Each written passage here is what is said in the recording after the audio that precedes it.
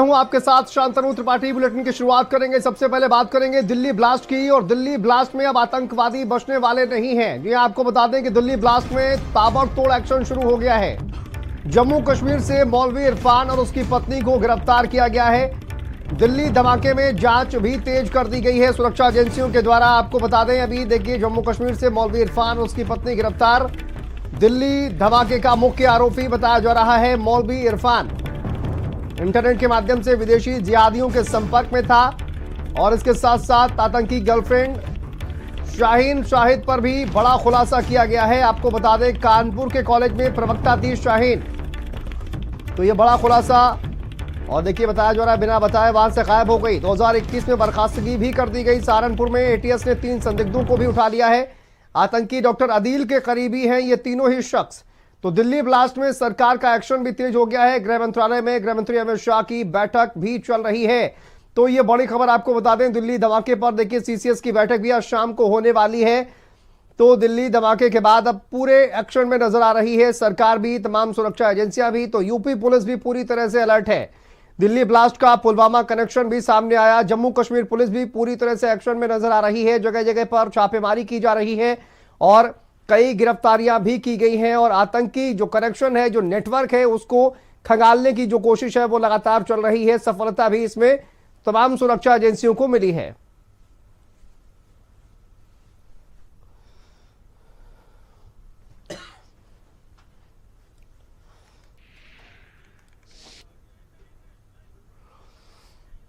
चलिए इसी पर बात करेंगे। हमारे सहयोगी कफील हमारे साथ जुड़ गए हैं और नरेंद्र प्रताप हमारे साथ जुड़ गए हैं। नरेंद्र, सबसे पहले आप भी का रुख कर लेते हैं कि अब देखिए एक्शन में सरकार नजर आ रही है। आज गृह मंत्रालय की बैठक भी है, और इसके अलावा लगातार छापेमारी भी की जा रही है। सहारनपुर में जो है वहां पर भी गिरफ्तारी की गई है। तो क्या कुछ अपडेट फिलहाल दिखाई दे रही है? यूपी पुलिस भी एक्शन में नजर आ रही है।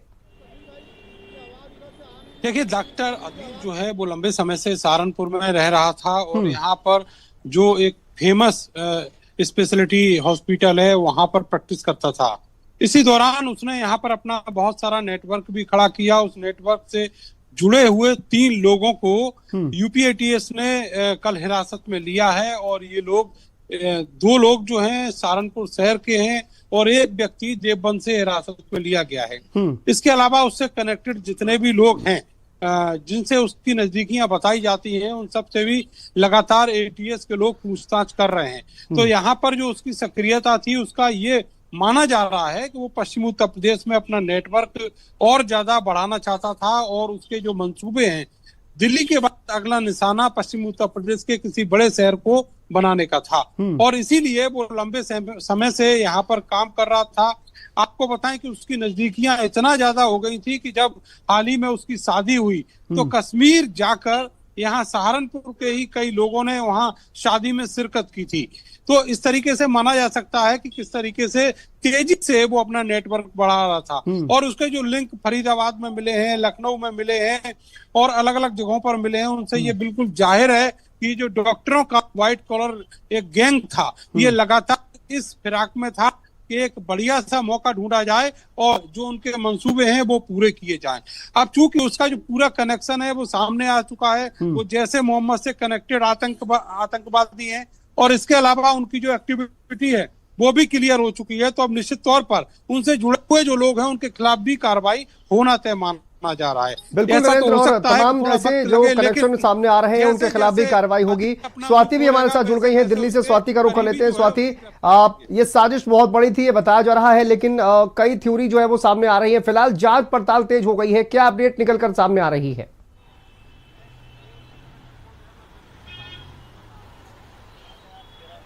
देखिए, कल ही आपने देखा शांतनु की हाई जैसे उसके बारे में अभी तक किसी को ये जानकारी नहीं थी कि वो कहाँ रहता है, उसका घर वाली है। और जब पहलगाम में आतंकी हमला हुआ था उसके बाद सीसीएस की बैठक की गई थी, कई बड़े फैसले लिए गए थे, क्योंकि जिस तरह से लाल किले के पास बड़ा धमाका हुआ है, इसे जो है वो पूरी तरह से हर नजर से जो है वो निगरानी की जा रही है खुद, और जिस तरह से उमर का जो कनेक्शन निकल कर सामने आ रहा है, और ये जो जानकारी आ रही है कि जिस तरह से फरीदाबाद में छापेमारी हुई और जो चीजें बरामद की गई, उसके बाद जल्दबाजी में जो है वो लाल किले पर बड़ा जो है वो धमाका किया गया है। पूरी प्लानिंग साजिश रची जा रही थी, कई महीनों से ये जानकारी आ रही है। और सिर्फ दिल्ली ही नहीं, देश के जो अलग अलग हिस्से हैं, जो हाई प्रोफाइल जगह हैं, वहां पर टारगेट की जो साजिश है वो रची जा रही थी। और ये भी निकल कर सामने आया है, सूत्र ये भी बता रहे हैं कि जो सामग्री छापेमारी के दौरान बरामद की गई थी, जो विस्फोटक चीजें बरामद की गई थी, वही विस्फोटक चीजें लाल किले के भी जो कार धमाका हुआ है कार में, उसमें बरामद की गई है। तो ऐसे में जो है लगातार दिल्ली में हाई लेवल बैठकें हो रही है, जिससे जो हर कनेक्शन निकल कर आ रहा है, चाहे जम्मू कश्मीर की बात करें हम, या खास तौर पर जो उम्र से जुड़े हुए लोग हैं उनसे लगातार पूछताछ पुलिस कर रही है। एनआईए को जांच सौंप दिया गया है। खुद गृह मंत्री अमित शाह नजर बनाए हुए हैं घटनाक्रम पर। तो ऐसे में जो है वो उम्र का जो कनेक्शन है, चाहे फरीदाबाद मॉड्यूल से हम बात करते हैं या जम्मू कश्मीर की बात करते हैं, वहां पर तो हर कनेक्शन की जो तलाश है, जो लोग इसमें मिले हुए थे, जिनसे उमर लगातार बातचीत कर रहा था, या जो और भी राज्यों में लगातार छापेमारी हो रही है, चाहे उत्तर प्रदेश की बात हो या अलग अलग राज्यों की बात हो, वहां से जो निकल कर सामने इनपुट्स आ रहा है, उसके आधार पर आगे की जो कार्रवाई है, क्योंकि प्रधानमंत्री नरेंद्र मोदी ने खुद कहा है दोषियों को बख्शा नहीं जाएगा। तो ऐसे में सीसीएस की बैठक में भी महत्वपूर्ण फैसले लिए जा सकते हैं और छापेमारी का दौर भी लगातार जारी है, जिससे जो सुराग है, जो इनपुट्स है, उसको एक इकट्ठा किया जा सके और उसके आधार पर आगे की कार्रवाई किया जा सके। लेकिन इस हमले को आतंकी हमला की तरह ही देखा जा रहा है। लेकिन फिलहाल जो ऑफिशियली जानकारी है वो नहीं दी गई है, लेकिन जांच पड़ताल तेजी के साथ किया जा रहा है, क्योंकि जो कार मिली है उसको भी आपने देखा, उधर उमर के मां का भी डीएनए टेस्ट किया गया है, जिससे कहीं ना कहीं सामने आ रहे हैं स्वाति, और इसी वजह से एक्शन भी उसी तरह से लिया जा रहा है। हमारे सहयोगी दीपांकर हमारे साथ जुड़ गए हैं जम्मू कश्मीर से। दीपांकर, अभी देखिए जम्मू कश्मीर पुलिस भी फुल एक्शन में नजर आ रही है, जगह जगह पर छापेमारी की गई है, कई लोगों को गिरफ्तार भी किया गया है। तो फिलहाल वहां पर किस तरह की गतिविधियां देखने को मिल रही है, क्या एक्शन लिया जा रहा है?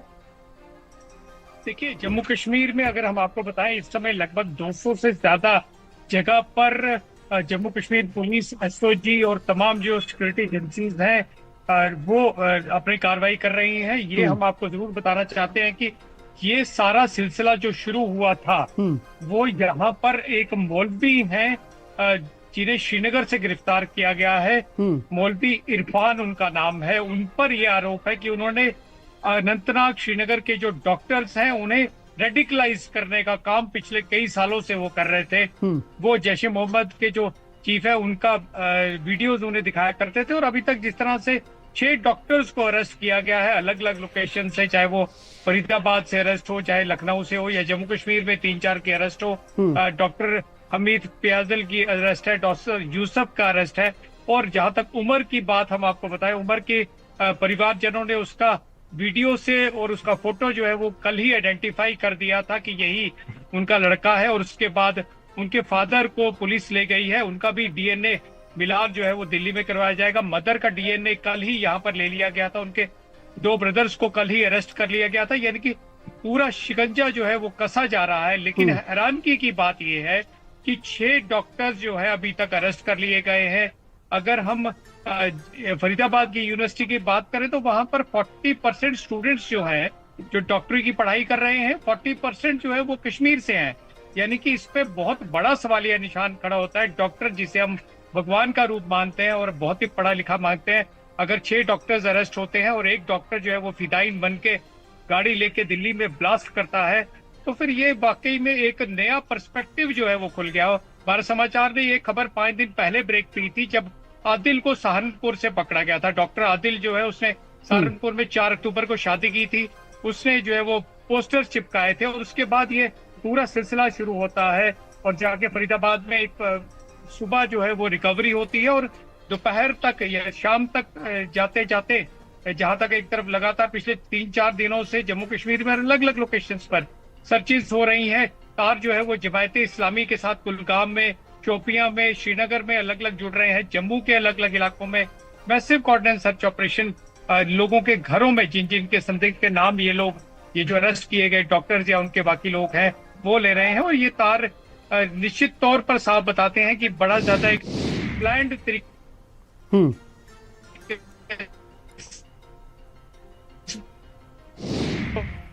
क्योंकि फरीदाबाद से कार निकली जहां पर बहुत बड़ा एक्सप्लोसिव का जरिया जो है वो रिकवर हुआ था। निश्चित तौर पर उसी का एक पार्ट जो है वो हो सकता है और उसके बाद जिस तरीके से जाकर शाम को भीड़ भाड़ के समय पर डॉक्टर जो है वो गाड़ी को लेके लाल किले के बिल्कुल बाहर चांदी चौक में ब्लास्ट करता है। ये एक बड़े से, हालांकि सुरक्षा बलों की जरूर तारीफ करनी होगी कि इतना बड़ा, आप अंदाजा लगाइए कि 3000 kg के करीब एमोमिन नाइट्रेट जो है वो रिकवर कर लिया गया और वही इस ब्लास्ट में संभवतः बताया जा रहा है। जो इनिशियल रिपोर्ट्स आ रही हैं, जम्मू कश्मीर में पूरी जगह पर कोई ऐसी जगह नहीं है जहां पे इस समय कोऑर्डिनेट सर्च ऑपरेशंस नहीं चल रहे हैं, जहां पे इस समय मैसिव इन सब के घरों में तलाशियां नहीं ली जा रही हैं। पर यहाँ लोग हैरान हैं और निश्चित तौर पर पूरे देश में लोग ये सवाल पूछ रहे हैं कि अगर 6 डॉक्टर्स अरेस्ट किए गए हैं और कई जो है वो पढ़े लिखे लोग इन्वॉल्व है तो फिर आगे जो है वो सिलसिला किस तरह बढ़ेगा। बिल्कुल नजर बना के रखिए आप। कफील से एक बार रुक कर लेते हैं। कफील, यूपी में भी ताबड़तोड़ एक्शन देखने को मिल रहा है। जम्मू कश्मीर पुलिस हो, यूपी एटीएस हो, एक कंबाइंड ऑपरेशन भी चलाया जा रहा है। तो किस तरह की कार्रवाई उत्तर प्रदेश में देखने को मिल रही है और कहां पर छापेमारी की जा रही है? बिल्कुल, देखिए जिस तरह से कल Jammu Kashmir police, NIA, ATS की टीम लखनऊ पहुंची थी। दरअसल जो डॉक्टर शाहीन है उसका घर यहीं लखनऊ के लालबाग इलाके में है, ओडियन सिनेमा के पास। वहां पर कल टीम पहुंची थी, परिवार वालों से पूछताछ की। इसके अलावा जो उसका भाई है परवेज अंसारी, वो उसके घर पर भी छापेमारी हुई थी। इस दौरान जो टीम है उसने लैपटॉप और तमाम दस्तावेज भी कलेक्ट किए थे। दरअसल जो डॉक्टर शाहीन है वो डॉक्टर मुजम्मिल की दोस्त है। ये इन दोनों ने एक साथ पढ़ाई भी की है। बताया जा रहा है कि जो डॉक्टर शाहीन है वो मुजम्मिल के संपर्क में थी, उसी की कार से सारे सामान बरामद हुए थे। यही वजह है कि जो जम्मू कश्मीर पुलिस है, एनआईए की टीम और एटीएस वो कल लखनऊ पहुंची थी और ताबड़तोड़ छापेमारी की। लखनऊ के कई इलाकों में ये छापेमारी हुई थी। इस दौरान एटीएस और जम्मू कश्मीर की टीम ने कई सबूत इकट्ठे किए हैं।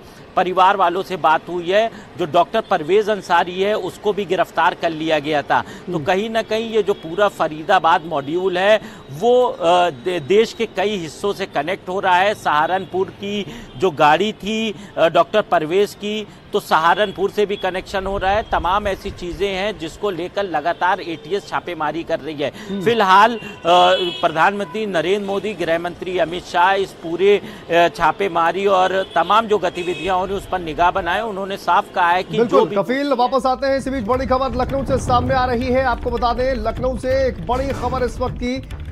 दिल्ली ब्लास्ट और फरीदाबाद मॉड्यूल पर बड़ा खुलासा किया गया है। दिल्ली में जो जोरदार धमाका हुआ और फरीदाबाद का जो आतंकी मॉड्यूल है डॉक्टर परवेज की पैड फोन का इस्तेमाल करता था और इसके साथ साथ इलेक्ट्रॉनिक गैजेट्स में 3 कीपैड फोन भी बरामद किए गए हैं। आपको बता दें, एक हार्ड डिस्क और कई इलेक्ट्रॉनिक गैजेट्स भी मिले हैं। लखनऊ से ये बड़ी खबर सामने आ रही है। छापेमारी लगातार चल रही है और कई ऐसी चीजें निकलकर सामने आ रही है जिनको जब्त भी किया जा रहा है और आगे जांच में काफी ज्यादा महत्वपूर्ण ये चीजें रहने वाली हैं। तो दिल्ली में जो जोरदार धमाका हुआ और उसके बाद फरीदाबाद का जो आतंकी मॉड्यूल है उस पर यह बड़ा खुलासा हुआ है। कफील, इस पर और क्या जानकारी सामने आ रही है? इलेक्ट्रॉनिक गैजेट्स में 3 कीपैड फोन भी बरामद किए गए हैं, एक हार्ड डिस्क और कई ऐसे इलेक्ट्रॉनिक गैजेट्स भी मिले हैं। कफील, बिल्कुल, देखिए जब परवेज अंसारी के घर पर, जो मोतक्कीपुर में उसका घर है, जब एटीएस और जम्मू कश्मीर की टीम ने छापेमारी की थी तो कई इलेक्ट्रॉनिक उपकरण और इसके अलावा दस्तावेज बरामद हुए थे। अब बात सामने आई है कि जो परवेज अंसारी है वो इलेक्ट्रॉनिक गैजेट्स की पैड फोन इस्तेमाल करता था। इसके अलावा एक हार्ड डिस्क और इलेक्ट्रॉनिक गैजेट उसके पास से बरामद हुए हैं। वहीं 3 कीपैड फोन भी परवेज अंसारी के पास से बरामद हुए हैं। जो परवेज अंसारी था वो लगातार अपनी बहन शाहीन के संपर्क में भी था, उससे कई क्लू मिल सकते हैं। अब एटीएस और जम्मू कश्मीर की पुलिस लगातार उससे पूछताछ कर रही है कि आखिर उसका फरीदाबाद मॉड्यूल से क्या क्या संबंध था, किस तरह की वो मदद करता था, क्या दिल्ली ब्लास्ट में भी उसका कोई हाथ है। तो तमाम ऐसी चीजें हैं जो लगातार एटीएस और जम्मू कश्मीर की पुलिस, इसके अलावा जो तमाम खुफिया एजेंसियां हैं वो डॉक्टर परवेज अंसारी और शाहीन अंसारी से पूछेगी। अब देखना ये होगा इसमें और क्या कुछ निकल कर सामने आता है। लेकिन ये बड़ी बात है कि आज के ज़माने में 3 कीपैड फ़ोन मिलना, क्योंकि अब कीपैड फ़ोन कोई इस्तेमाल नहीं करता है। बताया जाता है आपराधिक मामलों में ज़्यादातर इस वक्त लोग कीपैड फ़ोन इस्तेमाल करते हैं, तो इसमें कई ऐसे और भी आगे खुलासे हो सकते हैं। अब देखना ये होगा एनआईए और जो एटीएस है, इसके अलावा जम्मू कश्मीर पुलिस है, उनसे क्या कुछ परवेज अंसारी से निकाल कर लाते हैं और देश के सामने ये साफ होगा कि आखिर इन लोग का क्या रोल था इस पूरी गतिविधि में। बिल्कुल, और ये जो कनेक्शन है वो निकलकर कहीं ना कहीं सामने आ रहा है। अगर देखिए किस तरह से कहा जाए कि ये पूरी अगर बात की जाए स्वाति, जिस तरह से ये कहा जा रहा है कि 26 जनवरी को एक बहुत बड़ी प्लानिंग ये लोग करने वाले थे और उसी की प्लानिंग चल रही थी। फरीदाबाद का जो अगर हम आतंकी कनेक्शन देखें, एक के बाद एक लिंक्स जोड़ते हैं, कहीं ना कहीं दिल्ली ब्लास्ट से उसका लिंक जुड़ता हुआ नजर आता है। और ये भी कहा जा रहा है कि कहीं ना कहीं ये जो ब्लास्ट किया गया था वो इंटेंशनली नहीं किया गया था, बल्कि एक्सीडेंटली ये हो गया। मतलब ट्रांसपोर्टेशन के चक्कर में ये ब्लास्ट हो गया है। ये इंटेंशन उनका ब्लास्ट करने का अभी नहीं था, बाद में शायद वो करते। इसको लेकर क्या ये जो थ्योरी चल रही है, क्या जानकारी है? देखिए, बाद में पूरी तरह से प्लानिंग के तहत, साजिश के तहत जो है वो देश भर के कई हिस्सों में जो है वो साजिश रची जा रही थी। लेकिन जिस तरह से बड़ी कामयाबी कहा जा सकता है कि फरीदाबाद में जो लगी, जिस तरह से गिरफ्तारियां डॉक्टर्स की हुई और उसके बाद जो चीज़ें वहां से बरामद की गई, जो विस्फोटक चीज़ें बरामद की गई, AK-47 बरामद किया गया और उसी से कनेक्शन जो है सीधे तौर पर लाल किले में जो बम ब्लास्ट हुआ है उससे निकलकर सामने आ रहा है। क्योंकि इसका कनेक्शन इसलिए है कि अगर वहां पर छापेमारी नहीं होती, चीजें बरामद नहीं होती, तो तुरंत जो लाल किले के पास यह हादसा हुआ है ये अभी नहीं होता। ये पूरी प्लानिंग की जा रही थी और जो देश के कई हिस्सों में जो हाई प्रोफाइल जगह हैं उसको टारगेट किया जा रहा था। लेकिन चूंकि वहां पर गिरफ्तारियां हो गई, सारी चीजें जो है उसको जब्त कर लिया गया, तो ऐसे में जल्दबाजी में जो है वो लाल किले के पास कार पहुंची और जो है वो शाम के वक्त ब्लास्ट हुआ। लेकिन ये कहा जा सकता है कि जिस तरह से कई महीनों से, ये भी कहा जा सकता है कि कई सालों से इसकी पूरी प्लानिंग, साजिश रची जा रही थी और देश के कई राज्यों पर जो है वो टारगेट इनका था। और यही वजह है कि जो छापेमारी हो रही है लगातार, उससे तमाम चीजें निकलकर सामने आ रही है। और दिल्ली के लाल किले की बात करें अगर हम, जिस तरह से हादसा हुआ, जिस तरह से ब्लास्ट हुआ, वो शाम के वक्त हुआ और ठीक शाम के वक्त, क्योंकि चांदनी चौक का जो एरिया है वहां पर कारें नहीं जा सकती है, वहां पर सिर्फ ई रिक्शा ही चलती है। और इसी वजह से जो वो कार है उसने टारगेट किया कि जो लाल किले का हिस्सा है जहां पर पर्यटक पहुंचते हैं या चांदनी चौक के बीच में जो मार्केट एरिया है जहां पर लोग जाते हैं, उसके बीच में सिग्नल के पास जो है वो ब्लास्ट किया गया। तो ये पूरी तरह से जल्दबाजी में ये साजिश की गई और जल्दबाजी में इस हादसे को अंजाम दिया गया है। लेकिन फिलहाल जो एजेंसियां हैं, दिल्ली पुलिस की भी बात करें हम, हर एंगल से मामले की तफ्तीश की जा रही है। उस एरिया को पूरी तरह से घेर दिया गया है। बिल्कुल, जांच पड़ताल तेज कर दी गई है। और अब जिस तरह से पश्चिमी यूपी में भी हम देख रहे हैं, शामली हो या वहां का जो कनेक्शन निकलकर सामने आया, लखीमपुर का कनेक्शन निकलकर सामने आया। नरेंद्र, सहारनपुर में यह बताया जा रहा है कि 3 संदिग्ध हैं जिनको एटीएस ने हिरासत में लिया है उनको, और उनसे पूछताछ की जा रही है। तो ये जो सहारनपुर के जो 3 संदिग्ध लिए गए हैं, क्या इनसे कनेक्शन निकलकर सामने आ रहा है? क्या अपडेट है इसको लेकर? देखिए, अब ये पूरी जांच जो है वो एनआईए के पास चली गई है। इधर जो यूपी एटीएस है उसने उन लोगों से पूछताछ शुरू की है जो डॉक्टर अदील के करीबी हैं। आपको ये बता दें कि 7 नवंबर को डॉक्टर अदील की गिरफ्तारी यहाँ से हुई थी और वो पहला शख्स था इस पूरे मॉड्यूल में जो सबसे पहले गिरफ्तार किया गया था। इसके बाद जो पुलिस है जम्मू कश्मीर की वो फरीदाबाद पहुंची थी और वहां पर फिर आगे की कार्रवाई हुई थी। ये घटना 10 तारीख की है और इस बीच में जितनी भी तैयारी ये लोग कर सकते थे वो तैयारी की। इसके अलावा जो भी उनके बैकअप प्लान्स थे वो भी उन्होंने तैयार किए और जिस बात को अभी मेरी साथी बता रही थी, तो उसको इस तरीके से भी ले सकते हैं कि जो बैकअप प्लान्स हैं वो हमेशा रखे जाते हैं, प्लान बी, सी, डी यहाँ तक होते हैं। तो जब उन्होंने ये देखा कि एक एक करके सारे लोग पुलिस की और जो सुरक्षा एजेंसियां हैं उसकी गिरफ्त में आते जा रहे हैं, तो उसके बाद दिल्ली के हर्ट कहे जाने वाले लाल किले के बाद ये जो ब्लास्ट है ये किया गया। डॉक्टर अदील इसमें एक बहुत बड़ा मास्टरमाइंड है, क्योंकि जो नेटवर्क सबसे बड़ा मिला है वो इसी का है। यहाँ पर इसने समाज के अलग अलग लोगों को अपने से जोड़ा, और उसके बाद में यहाँ उनकी कुछ ना कुछ भूमिका भी निकलकर सामने आएगी जब इंट्रोगेशन आगे बढ़ेगा तब। और बहुत सारे जो इनपुट्स हैं वो एटीएस को मिले हैं, जिसके बाद ही उसके करीबियों को उठाया गया है। 3 करीबी हैं देवबंद से और 2 शहर सहारनपुर से। आपको बताएं कि और भी लोगों से पूछताछ हुई है, लेकिन उनसे इतने ज्यादा कॉन्क्रीट एविडेंस नहीं मिले, जिसकी वजह से उनको फौरी पूछताछ के बाद छोड़ दिया गया है। तो अब सवाल ये खड़ा होता है कि मार्च से लेकर अभी तक जहाँ पर जिस अस्पताल में ये काम कर रहा था, वो काम करने के दौरान और उसके बाद जो उसका छुट्टी का वक्त रहता था, उस वक्त उसकी एक्टिविटी क्या रहती थी, ये सारी चीजें जो है इसके करीबियों से पता लग पाएंगी। और इसीलिए जो सुरक्षा एजेंसियां पूरा फोकस बनाए हुए हैं कि जो अदील है उसके करीबियों पर, और इसके अलावा उनका क्या प्लान था, ये सब उनसे उगलवाई जा सके। जी बिल्कुल दीपंकर, देखिए कहा जाए कि ज्यादा एक्टिव जो है वो जम्मू कश्मीर पुलिस पहले तो नजर आई, लेकिन क्या कहीं ना कहीं देर हो गई है ये एक्शन लेने में, या फिर क्रेडिट लेने की एक जो होड़ तमाम जो एजेंसियां हैं राज्यों में, खासकर वहां पर क्रेडिट लेने की होड़ एक रहती है, तो दूसरे राज्य में जाकर भी ऑपरेशन को अंजाम देती हैं। क्या कहीं ना कहीं आपको लगता है कि ये चूक है एजेंसियों की, जिन्होंने अगर पहले वक्त रहते अगर इंफॉर्मेशन शेयर की होती तो शायद ये जो धमाका है इसको पहले से ही रोका जा सकता था? निश्चित तौर पर अगर हम देखें तो अभी तक लगभग 12 के करीब लोगों की शहादत हुई है।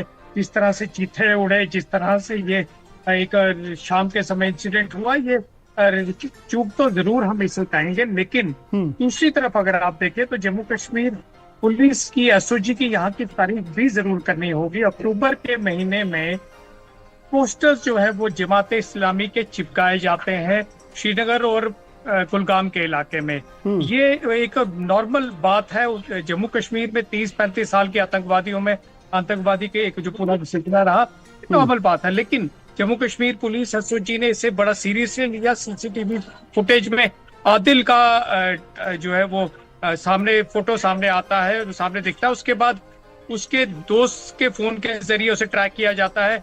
भारत समाचार ने आप जानते हैं कि 8 तारीख को जब आदिल अरेस्ट हुआ था, तभी ये खबर ब्रेक की थी कि टेररिस्ट डॉक्टर जो है वो अरेस्ट हुआ है। लेकिन तब तक शायद जम्मू कश्मीर पुलिस को भी अंदाजा नहीं था कि ये इतना बड़ा एक नेटवर्क होगा। और अगर हम 3000 kg एमोमिन नाइट्रेट की बात कर रहे हैं और जिस तरह से ये एक ब्लास्ट हुआ है, आप यकीन जानिए अगर ये सब अरेस्ट नहीं हुए होते तो न जाने कितना बड़ा ये प्लान होता और कितना बड़ा ये इंसिडेंट हो सकता था। मुझे कहना तो नहीं चाहिए, लेकिन मुंबई सीरियल धमाकों से बड़ा ये साजिश थी। ये हमारे केंद्रीय मंत्री ऑलरेडी कई जो बीजेपी के प्रवक्ता हैं वो कह चुके हैं, और ये सच भी है। जम्मू कश्मीर पुलिस हर एक जगह पर पहुंची है। तमाम जो वहां के एटीएस हैं, उन्होंने सहारनपुर की हो, फरीदाबाद की हो, दिल्ली की हो, उन्होंने पूरा कॉपरेट किया है। दिन रात जो है वो लगाया गया है और ताबड़तोड़ जिस तरह से गिरफ्तारियां हुई, निश्चित तौर पर इन्हें पता चल गया कि अब जो मेन प्लान था वो तो काम नहीं कर पाता है। इन्होंने BCD में से जो भी प्लान है उसे तुरंत एग्जीक्यूट कर दिया। पर अगर ये इतना बड़ा धमाका है तो आप अंदाजा लगाइए कि अगर वो 3000 kg कहीं प्लांट हो जाता और उससे अगर मल्टीपल धमाके होते तो क्या हालत होती। ये चीज भी देखनी होगी, क्योंकि जो हमारी एजेंसियां हैं वो भी, उन्हें भी अंदाजा नहीं था जब उन्होंने ये इसको पकड़ा। या फिर जो एक मौलवी है कुलगाम के इरफान, उन्हें पकड़ा गया, जिन पर ये अभी आरोप आ रहा है कि उन्होंने इन डॉक्टर्स को रेडिकलाइज किया, इन्हें इन्हें जो है वो जैश मोहम्मद की तरफ आगे बढ़ाया। तो निश्चित तौर पर उनके खुलासों के बाद ही ये कार्रवाई जो है वो तमाम स्टेट्स पर शुरू की गई है। बिल्कुल, और भी ज्यादा तेज ये कार्रवाई की जाएगी दीपांकर। जिस तरह से नरेंद्र भी ये कह रहे थे कि अब देखिए जिस तरह से एक के बाद एक कार्रवाई की गई है, वो कहीं ना कहीं उसके बाद उसने इस घटना को अंजाम दिया आनंद फानन में। बहुत शुक्रिया आप सभी का, नरेंद्र आपका भी बहुत शुक्रिया, दीपंकर, कफील और स्वाति आप सभी का बहुत शुक्रिया इस तमाम जानकारी के लिए, अपडेट के लिए। तो आपको बता दें कि अब देखिए एक्शन जो है वो तेज हो गया है। जम्मू कश्मीर से मौलवी इरफान और उनकी पत्नी को गिरफ्तार किया गया है। दिल्ली ब्लास्ट का मुख्य आरोपी है मौलवी इरफान, और ये बताया जा रहा है इसी ने इन सभी को भड़काने का जो जिम्मा है वो इसी मौलवी के पास था, जिसने जिहादी बनाया, जिहादियों के संपर्क में लेकर आया इंटरनेट के माध्यम से। और साथ ही साथ आतंकी गर्लफ्रेंड शाहिद पर भी बड़ा खुलासा हुआ है। और यह बताया जा रहा है कि कानपुर के कॉलेज में 7 सालों तक प्रवक्ता रही थी और उसके बाद अचानक से गायब हो जाती है। तो लगातार जो है जांच पड़ताल